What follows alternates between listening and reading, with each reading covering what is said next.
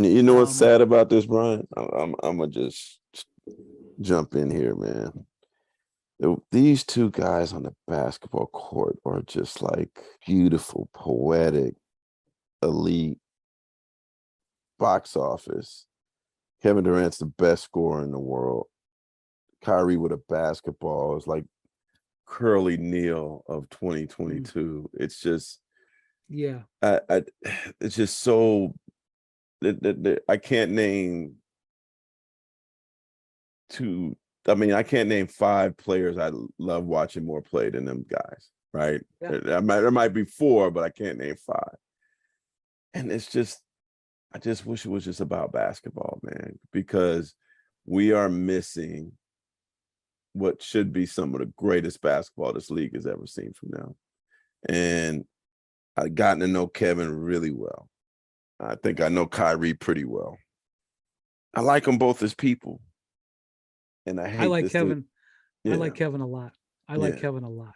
I do too. And I hate that this has become them.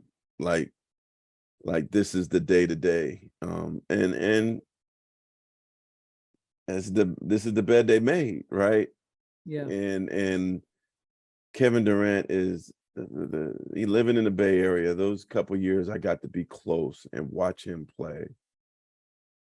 I mean, I'm blessed to see Steph Curry a lot, but to watch him play is this the greatest offensive player I've ever seen. Like unstoppable. And I just He makes it hate look that this, so easy. and I hate that this is part of his resume for him, man. And this is part of Kyrie's resume. Like, because they're two great basketball players. Like we haven't talked nothing about KD's jump shot or his ability to be unstoppable, or Kyrie's dribbling skills. And it's like, it's all like the reality shows my wife watches, man. That's what this feels like. Like I just waiting for somebody to throw a drink on somebody.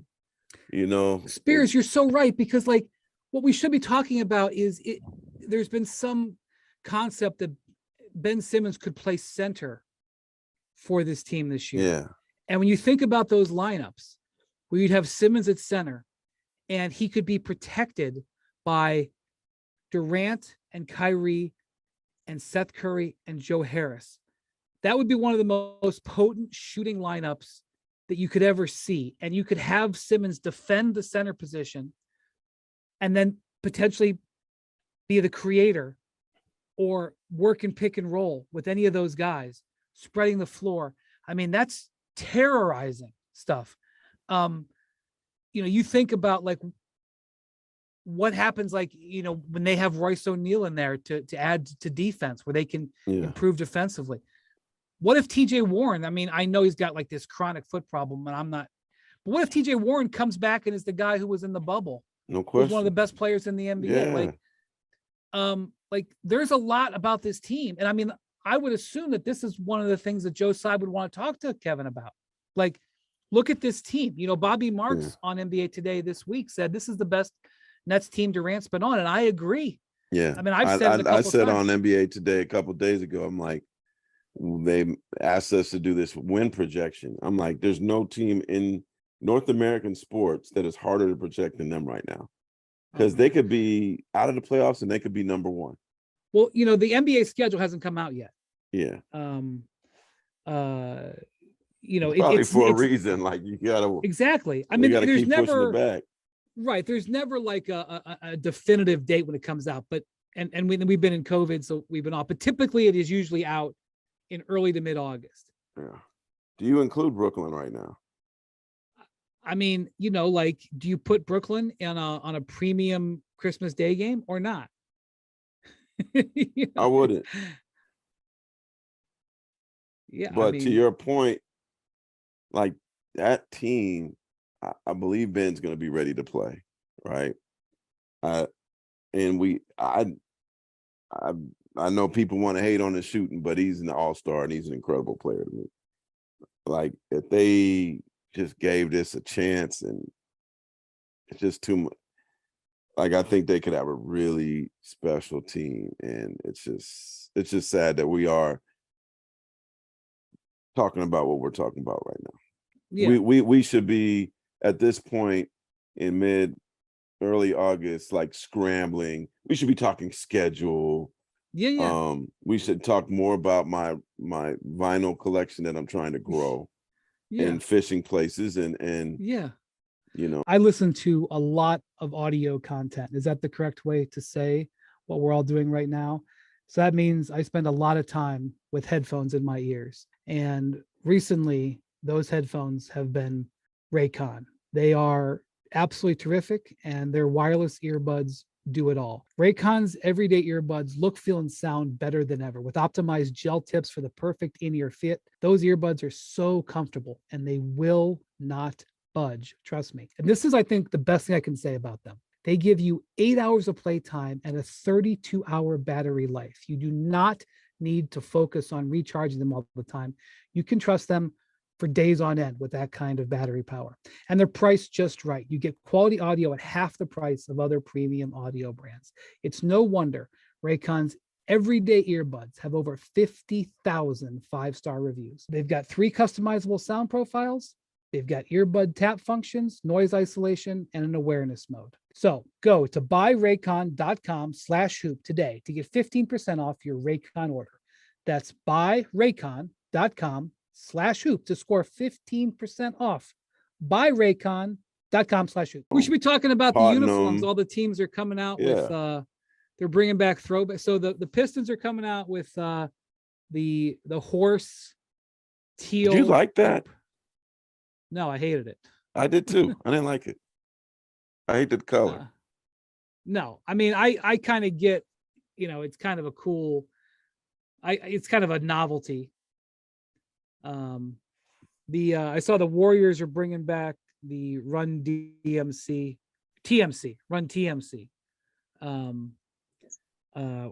uniforms. Yeah, have you seen their new one? They're like Cal Berkeley. People are calling them the Cal Berkeley uniforms. They're kind of awful. I haven't seen them, but I saw but that I the like Lakers, the Run TMC one is dope. The Lakers are bringing back like the powder blue Minneapolis Laker. It's not going to say those uniforms. I think said MLPS on them. Yeah, or not L, but whatever it was. This is just going to say, I think, Lakers. But I mean, those MPLS, people, right? MPLS. Those people will love those. That is what we should be talking about. The powder blue UCLA looking like those are pretty. I think it would not surprise me if we see number 6, those powder blue number 6 jerseys start to be pretty coveted. Oh, no question. And we have to give a shout out to soccer, to football, FUTBOL. Proper football. Yes. Because they were the ones that came out with the kits, the jerseys, the every year. And I used to like, why are they always putting out these new kits every year, these new jerseys every year? And it's because they want to. I remember Kobe Bryant was saying, yeah, the reason why my jersey's not number 1 anymore is because everybody has it. Right. And that was before they started like putting out new jerseys and 8 different jerseys every year, and that's a soccer thing. I just remember in terms of jerseys, like the league used to be kind of strict. They were like, okay, you can wear special jerseys, but you can only wear them Christmas. I don't remember the exact numbers, so don't hold me to it, but you can only wear them 6 times. And you had to like pick them, before the season. That's the way it used to be, and now like. Teams have custom courts, like you show up for a Warriors game and you don't know what court is going to be down. Yeah. Is it going to be the Oakland court? It's funny. They never wore the Oakland jerseys or mentioned Oakland on the court while they were actually in Oakland. But once they left Oakland, all of a sudden Oakland got love. I know, but yes, that kind of, there's all kinds of politics embedded in jerseys. Like, for example, the Bucks logo now has an outline of the state of Wisconsin. Why does it have an outline of the state of Wisconsin? Is it because they embrace their fans from Lake Superior to Racine on the border? I mean, yes, but the real answer is because when they built their arena, they needed money from the state. Hmm. They got money from the state to help build the arena. And they wanted to, there were people like, hours away from Milwaukee going, why is my tax dollars going to that? And so they wanted to embrace, we are Wisconsin. So their logo now has the whole state of Wisconsin logo. And for a while, they used to have their training camp in Madison. As soon as they got that money, they would have their training camp at University of Wisconsin.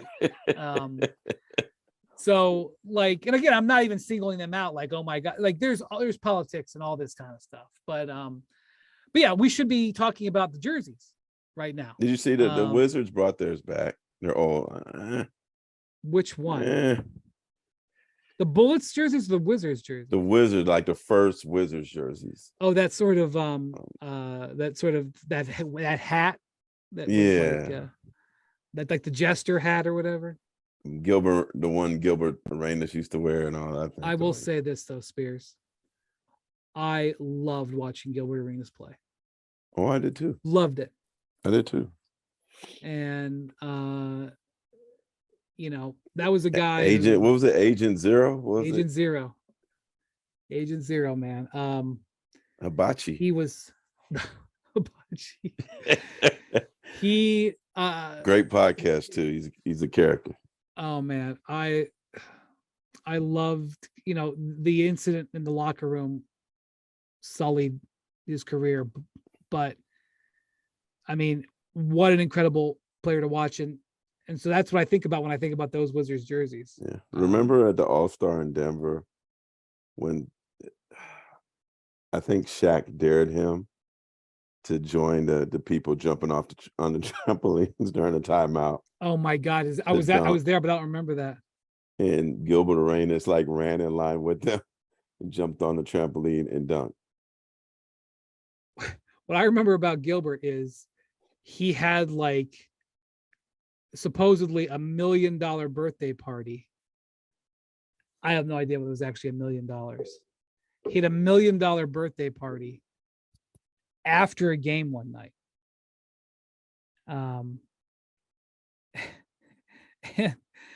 And like he was the greatest, one of the greatest combinations of player and character in the league, for sure. Okay, so his 25th birthday party. So Gilbert Arenas had a $1 million birthday party for 7,500 people. 7,500 closest friends, I guess. Yeah. In DC. I was in DC, and I feel like there was a game that day, but don't hold me to that. Yeah. So DC quietly at that time had one of the greatest club scenes and maybe the best club scene in the country. There was this guy, and I forgot his name, but he did down to a science. Like clubs that were like 4 stories high, and so I'm assuming that Gilbert went to one of that man's places. Yeah, it's it happened in Mark January Barnes, I think his name was. I don't know, man. That's not my world. But I'm trying to put you on game, Brian. I will say this: I remember like about that time, and it used to be, and I remember like Pat Riley had this rule. It used to be that teams, when they got charter planes, they would always fly out for the game. Yeah. It was like a rule. And then teams started staying in LA, especially in the winter. And if they were like going to Salt Lake the next game, they would like say, now we're going to stay in LA. So teams started doing it in LA. And then maybe they would start to do it in Miami. And then maybe New York. But I remember DC got in that rotation. Yeah. Nah, DC. So it's Mark Barnes would Barnes. Start staying in DC. And I think they would connect with the guy, Mark Barnes, man. He was probably from 90 to 2010. He was one of the most legendary. He was the most legendary club promoter in the country. I'm gonna give him a shout out. Yeah. So well, Gilbert, I just remember the Cavs when they played in the playoffs. They played against them 3 times, but I remember you remember this, Spears? We used to go in the locker room. Now we don't even go in the locker room. We used to go in the locker room before the game, and they would have their strategy boards there. Oh yeah, they used to cover. We just look at it. Yeah. I mean, and that was back before people were taking photos. You know, people started taking photos. People Tweeting started, it. yeah. That ended real fast. But like I remember looking at the Cavs strategy board before like game 1 of the playoff series. And one of the bullet points on the board was don't overreact when Arenas makes his 30-footer. Because, you know, I know that this was, you know, not as covered, as not as much of attention, and he didn't do it as much as like Trae Young and Steph. But Gil like routinely tossed up like 28 footers, and he would make them. He didn't make them all the time. He didn't make them as much, but That was part of his game. for sure. This is what we should be talking about instead of Durant. Yeah, old stories. Yeah. I got a question for you. First year covering the Cavs is what? 2003, 2004. At that time, you still got to go to practice, right? Oh yeah.